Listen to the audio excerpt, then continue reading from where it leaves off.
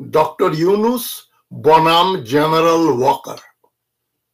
ওয়াকার, পরিণাম ভয়াবহ। এটাই আজকের আলোচ্য বিষয়। একটু মনোযোগ দিয়ে শুনবেন, শেয়ার করবেন। আজকের যে কথাগুলোর সারাংশ হচ্ছে, হাসিনা উত্তর বাংলাদেশে একটা দ্বৈত শাসন চলছে। একটা ইউনুসের বৈধ ও উন্মুক্ত শাসন, আরেকটা হচ্ছে পেছনে একটা কোন শাসন চলছে জেনারেল ওয়াকারুজ্জামানের। তার মানে মিলিটারি আসলে দেশটাকে দখলে রেখেছে, কর্তৃত্ব তাদের। ডক্টর ইউনুস কিছু রুটিন ওয়ার্ক করছেন। কিভাবে এর অবসান ঘটানো যায়, আর না হলে দেশের কি পরিণতি হবে, সেটাই এখানে আলোচনা করছি। অনেকটা সেই তথাকথিত 1/11 পরে, মানে ডক্টর ফখরুদ্দিন আহমদ কেয়ারটেকার সরকারের প্রধান ছিলেন, কিন্তু দেশ পরিচালিত হতো জেনারেল মঈন আহম্মদের নির্দেশে। তার মানে দেশে একটা সামরিক সরকার বিরাজ করছিল 2007 থেকে 2008 ডিসেম্বর পর্যন্ত, নির্বাচনের আগ পর্যন্ত। তা এখন আমরা চাই না ডক্টর ইউনুস ডক্টর ফখরুদ্দিন আহমদের মতো নামে মাত্র একজন সরকার প্রধান হয়ে দেশ শাসন করবেন, এটা আমি চাই না। তবে প্রকৃতপক্ষে সেটাই ঘটছে। এটা একটা ভয়ঙ্কর পরিণতির দিকে নিয়ে যাবে বলে আমি আশঙ্কা করছি। আমি খুশি হব যদি আমার আশঙ্কা ভুল প্রমাণিত হয়। জেনারেল ওয়াকার যে কোনো সাধারণ জেনারেল নন, তিনি প্রথমত হাসিনার আত্মীয়। সবচাইতে গুরুত্বপূর্ণ ব্যাপার হচ্ছে, আত্মীয়তা থাকতেই পারে, সবচেয়ে গুরুত্বপূর্ণ ব্যাপার হচ্ছে জেনারেল ওয়াকার হাসিনার আশীর্বাদ পুষ্ট। মানে এক কথায় 2009 থেকে এই 2024 4 আগস্ট পর্যন্ত হাসিনার যে অবৈধ শাসন ছিল, সেখানে যারা যারা ব্রিগেডিয়ার জেনারেল থেকে ফুল জেনারেল হয়েছেন, তাদের শতকরা 100% হাসিনার লোক। হাসিনার লোক না হলে, এখন তো আর্মিতেই চাকরি দেয় না, আইএসএসবির পরে ওই আপনার পুলিশ ভেরিফিকেশন হয়। পুলিশ ভেরিফিকেশনে গিয়ে দেখে এর আত্মীয় স্বজন কোন দল করে, কাদেরকে ভোট দেয়, এরা কি আওয়ামী লীগ বিরোধী নাকি বিএনপির লোক নাকি আওয়ামী লোক। এইভাবে তারা ছাঁটাই করে সিভিল সার্ভিস এবং মিলিটারি সার্ভিসের লোক নিয়োগ দিয়েছে হাসিনা। জেনারেল ওয়াকারুজ্জামান নির্দ্বিধায় এটা বলা যায়, তিনি হাসিনার একজন বাকশালপন্থী, হাসিনাপন্থী একজন জেনারেল হিসেবেই তিনি চাকুরিরত আছেন। তার ব্রিগেডিয়ার হওয়া থেকে জেনারেল পর্যন্ত প্রমোশন সবকিছুই হাসিনার হাত দিয়ে হয়েছে। যতগুলো জেনারেল, এই যে ডিজিএফআই এর প্রধান ছিল, এই যে আপনার ফরিদপুর যশোর অঞ্চলে যে মেজর জেনারেল মাহবুব, যে ব্যক্তি ইউনিফর্ম পরা অবস্থায় শেখ হাসিনার পা ছুঁয়ে সালাম করত, এরা এখনো ক্ষমতাধীষ্ট হয়ে আছে। আমি কদিন আগে একটা আলোচনা করেছিলাম, লিস্টই দিয়েছিলাম কারা কারা কোথায় অধিষ্ঠিত। এখান থেকে বদলিয়ে ওখানে দেওয়া হয়েছে। থোর বড়ি খাড়া, খাড়া বড়ি থোর। একমাত্র একজন জেনারেলের পানিশমেন্ট হয়েছে, সে হচ্ছে ওই যে জিয়াউল হাসান, মেজর জেনারেল জিয়াউল হাসান, যে কোল্ড ব্লাডেডলি নিজের হাতে মানুষ হত্যা করত। যমুনা ব্রিজ থেকে সে মানুষকে বস্তাবন্দি করে নদীতে ফেলে দিত বলে আমি ভেতরের খবর জানি। জেনারেল জিয়াউল হাসান ছাড়া আর কারো একটা চুলও ছিটতে পারেনি এই ডক্টর ইউনুসের এই সরকার। সুতরাং আমি মনে করি সরকার ডক্টর ইউনুস চালাচ্ছেন না, সরকার চালাচ্ছে ভারত ও আওয়ামী পন্থী মিলিটারি এবং সিভিল ব্যুরোক্র্যাট। একমাত্র বিচারকও তাদের পক্ষে ছিল। এখন ডক্টর রিফাত আহমদকে প্রধান বিচারপতি করার পরে বিচার বিভাগে কিছুটা হলেও স্বাধীনতা এসছে।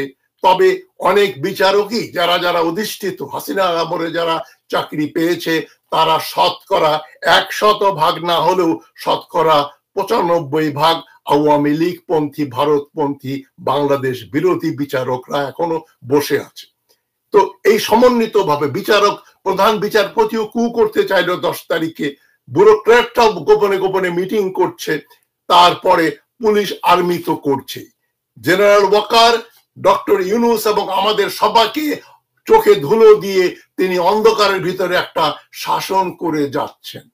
কিন্তু আমাদের ব্যাপার হচ্ছে জনগণ এতই আবেগপ্রবণ, যেই জেনারেল ওয়াকার নিজের জান বাঁচানোর জন্য চামড়া বাঁচানোর জন্য হাসিনাকে বলল আমরা আর গুলি করতে পারবো না, তখন কি হলো আমরা অনেকেই বললো ওয়াকার না থাকলে দেশে আরো রক্তপাত হতো, তিনি বহু লোকের জীবন বাঁচিয়েছেন। ওয়াকার কোন মানুষের জীবন বাঁচায় নাই, ওয়াকার নিজের জীবন এবং নিজের জেনারেলদের জীবন বাঁচিয়েছে। ওই 5 তারিখে যদি হাসিনাকে হেলিকপ্টারে করে দেশ থেকে বের করে না দিত তাহলে দেশে রক্তক্ষয়ী একটা সংগ্রাম হতো, সে সংগ্রামে বহু সেনা অফিসার কচু কাটা হতো, জনগণও মারা যেত, জেনারেলও মারা যেত। সুতরাং জেনারেল ওয়াকার কোনো মহান ব্যক্তি নয়, তিনি প্রথমত নির্দ্বিধায় মিথ্যা কথা বলেন। দুটো উদাহরণ দেই। একটা উনি বললেন একেবারে ক্যামেরার সামনে যে সেনাবাহিনী কোনো মানুষ হত্যা করেনি, তারা 1800 রাউন্ড লাইভ অ্যামুনিশন ব্যবহার করেছে, 1800 রাউন্ড হেলিকপ্টারে করে মানুষকে মোহাম্মদপুরে মানুষ হত্যা করেছে। তারা ছবি এসছে লেফটেন্যান্ট কর্নেল লেভেলের অফিসার হাঁটু গেড়ে বসে অটোমেটিক রাইফেলদের জনগণের উপরে গুলি করে পাখির মতো মানুষ মারছে। ওয়াকার মিথ্যাচার করলেন যে মাত্র আর্মির গুলিতে নাকি 5 জন আহত হয়েছে, যা কিছু মরেছে ওই কেষ্টা বেটাই চোর, পুলিশ করেছে, আর্মি করেনি। আরেকটা মিথ্যাচার সেই দিন করলেন যে শেখ হাসিনা যে দেশ ছেড়ে পালিয়ে যাবেন সেটা আমি জানতাম না শেষ মুহূর্তে। আরে সোনামণি তুমি জানো না, তিনি পার করে দিলেন। আর যেটা উনি গোপনে রেখেছেন, এই যে 522 জনের মতো না 511 জনের মতো কজনকে উনি ক্যান্টনমেন্টে তার নিজে আশ্রয় থেকে বের করে দিলেন, তার তো উচিত ছিল জাতির সামনে ডক্টর ইউনূসের সরকারকে বলা এবং এই লোককে আমি আমার নজরদারিতে রেখেছিলাম, তাদেরকে পুলিশের হাতে হস্তান্তর করছি, সেটা উনি করলেন না। এবং কেন রাখলেন, কাদের রাখলেন সে লিস্টই উনি ডক্টর ইউনূসের সরকারকে দিলেন না। শোনা যাচ্ছে ওই যে মাহবুব, জেনারেল মাহবুবের নিয়ন্ত্রণে তার নিরাপত্তা বেষ্টনীতে রয়েছেন কাউয়া কাদের থেকে শুরু করে আরো বড় বড় আওয়ামী রুই কাতলা। তো এখন এই হচ্ছে জেনারেল ওয়াকারের পরিকল্পনা। তার পরিকল্পনা হচ্ছে ক্ষমতা অধিষ্ঠ হওয়া। আপনারা লক্ষ্য করবেন আপনাদের চোখ দিয়ে অনেক কিছু এড়িয়ে যায়। মনে আছে 5 তারিখে হাসিনা যাবার পরেই আমরা বিভিন্ন মিডিয়ার মাধ্যমে জানলাম যে দেশে অলরেডি একটা কেয়ারটেকার সরকারের কারা কারা উপদেষ্টা হবেন সব লিস্টই হয়ে গেছে।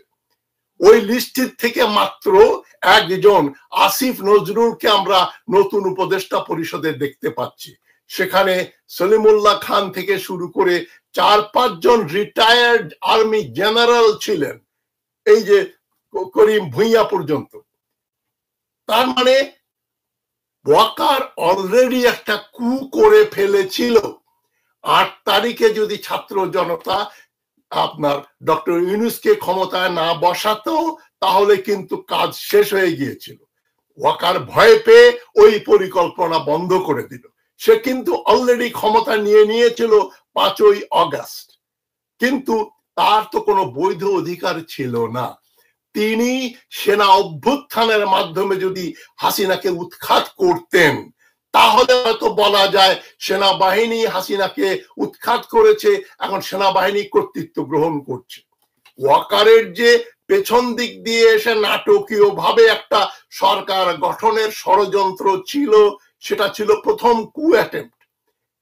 প্রধান বিচারপতির কু অ্যাটেম্পটের আগে ওয়াকার অলরেডি একটা কু করে সরকার গঠন করে ফেলেছিল প্রায়, এটা আপনাদের মনে রাখতে হবে। যাই হোক, আমি প্রথমে ডক্টর ইউনূসকে কংগ্রাচুলেট করছি। অনেকগুলো কাজ উনি করেছেন, অনেক কাজ উনি করে। প্রিয় দর্শক শ্রোতা, ইতিমধ্যে বাংলাদেশকে নিয়ে একের পর এক পরিকল্পনা বাস্তবায়নের চেষ্টা করছে ভারতীয় র। বাংলাদেশকে নিয়ে ষড়যন্ত্র করছে ভারতীয় র। প্রিয় দর্শক শ্রোতা, ভারতীয় রর বিরুদ্ধে আমাদের রুখে দাঁড়াতে হবে। হাসিনোত্তর বাংলাদেশ নিয়ে ভারতীয় গোয়েন্দা সংস্থার একের পর এক পরিকল্পনা বাস্তবায়ন করছে বলে রিপোর্ট করেছে জার্মানির বনভিত্তিক নিউজ পোর্টাল দি মিরর এশিয়া। পত্রিকাটির প্রতিবেদনে বলা হয়েছে, বাংলাদেশকে নিয়ে ভারতের প্রথম প্রজেক্ট 1 সেপ্টেম্বর থেকে 30 সেপ্টেম্বর পর্যন্ত সময়ের জন্য। এই প্রজেক্টের উদ্দেশ্য হল বামপন্থীদের মাধ্যমে ইউনূস সরকারের উপর হেফাজত শিবির ও হিজবুত তাহরির ভর করেছে এমন বয়ান হাজির করানো। সেই সাথে দীর্ঘদিন যোগাযোগ রয়েছে। হেফাজত ইসলামের এমন অংশের বোঝানো হয়েছে যে ডক্টর ইউনূস সুদখোর, তিনি মার্কিন এজেন্ট, কোনোভাবে ভালো মুসলিম নন। কিছুদিন গেলে এই সরকার সমকামীদের অধিকারকে স্বীকৃতি দিতে পারে। এই গ্রুপকে জামাতের সাথে ধর্মভিত্তিক দলগুলোর ঐক্যে না যাওয়ার জন্য নির্দেশনা দেওয়া হয়েছে। মিরর এশিয়ার প্রতিবেদনে বলা হয়, বাংলা মিশন এর সবচেয়ে গুরুত্ব দেওয়া হচ্ছে আন্দোলনকারীদের সাথে হিজবুত তাহরির সংশ্লিষ্ট ও তাদের ভাবাদর্শনে একটি ভয় সৃষ্টি করার প্রতি। দ্য মিরর এশিয়া উল্লেখ করেছে, ইতিমধ্যে মার্কিন সাম্রাজ্য বিরোধী 3 জন বামপন্থী সাবেক ছাত্রনেতার সাথে পশ্চিম বাংলার দিল্লিতে কর্মরত একজন সাংবাদিক দীর্ঘ সময় কথা বলেছেন। প্রতিবেদনে বলা হচ্ছে, এই মুহূর্তে ভারতের অগ্রাধিকার হলো তরুণদের কোনো দল গঠনের সুযোগ না দিয়ে বর্তমান সরকারকে নভেম্বরের মধ্যে হিজবুত তাহরির ও শিবির প্রভাবিত সরকার বললে চিহ্নিত করে একটা অস্থিরতা সৃষ্টি করা। অন্যদিকে নির্বাচনের পরিবেশের কথা বলে আগামী 6 মাসের মধ্যে আওয়ামী লীগকে প্রকাশ্যে রাজনীতিতে নিয়ে আসা। মিরর এশিয়ার প্রতিবেদনে বলা হয়, ইতিমধ্যে র এর উপর একটি উপগ্রুপ করা হয়েছে বাংলা মিশন সম্পন্ন করার জন্য। সম্প্রতি চিকেন নেক নিয়ে বৈষম্য বিরোধী ছাত্র আন্দোলনের অন্যতম সমন্বয়ক হাসনাত আবদুল্লাহর মন্তব্য ও সেভেন সিস্টার্স নিয়ে সমন্বয়কদের কারো কারো বক্তব্যকে আমলে নিয়েছে বাংলাদেশ নিয়ে গঠিত গোয়েন্দা টিম বাংলা মিশন। প্রিয় দর্শক শ্রোতা, ইতিমধ্যে ভারতীয় রর ষড়যন্ত্র আমাদের বাংলাদেশের বিরুদ্ধে উঠে পড়ে লেগেছে। এই ভারতীয় রর বিরুদ্ধে আমাদের প্রতিবাদ করতে হবে। সবাই ঐক্যজোট করুন ভারতীয় রর বিরুদ্ধে। সবাইকে অসংখ্য ধন্যবাদ। আসসালাম।